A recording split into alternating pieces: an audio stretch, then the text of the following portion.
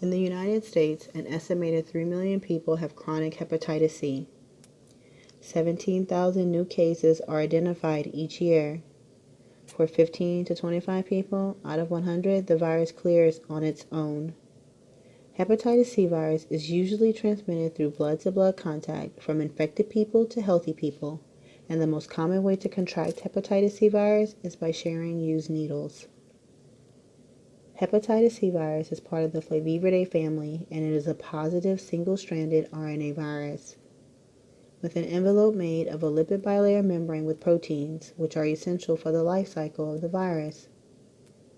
The genetic material of the virus, the positive single-strand RNA, is protected by a nucleocapsid. The virus interacts with the cells in the liver, called hepatocytes, attached to each other by tight junctions, and it enters with the help of the CD81 protein, binding to receptors through a process called attachment. The virus enters in the cell and fuses its lipid membrane with the endosome of the liver cell, a process known as fusion. Endosomes are organelles inside the liver cells whose function are to regulate traffic, growth of proteins, and lipids, and are linked to all aspects of cell life and diseases. The process of fusion will result in the release of the nucleocapsid into the cytoplasm of the hepatocyte, and therefore of the genetic material, the positive single-strand RNA. The positive single-strand RNA will use the ribosomes on the endoplasmic reticulum, along with amino acids and other enzymes from the hepatocyte to make its own protein. And this process is called translation. Through translation, the hepatitis C virus will make structural proteins, which are used for the structure of the virus, for example, the capsid, and non-structural proteins that are used for the replication process.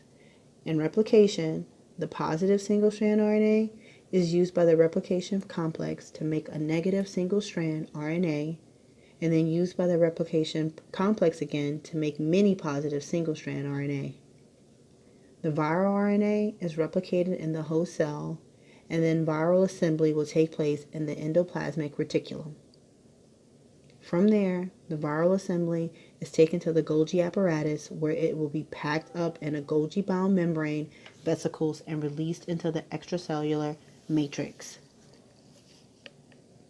Golgi apparatus adds a protein to the virus to help the virus invade other hepatocytes. In order to destroy the hepatitis C virus, the hepatocytes produce type 1 and type 3 interferon, then activates the natural killer cells that leads to antigen-presenting cells picking up apoptotic cells and presents them to CD4 and CD8. This leads to liver damage. The cellular response to HCV suggests that the success of the disease clearing on its own depends on the immune system. A vigorous and broad adaptive immune response is seen in acutely infected individuals and results in those who clear the virus, but those with persistent infection have weak T-cell responses. There are two major types of effector mechanisms: cellular response, consisting of CD4 T helper cells and CD8 T lymphocytes, and humoral responses, which consist of antibodies that are produced by HCV-specific B cells. Immune response for acute hepatitis is more efficient with help from CD4 and CD8 cells, while chronic hepatitis individuals have a weaker immune response and helper cells are less effective.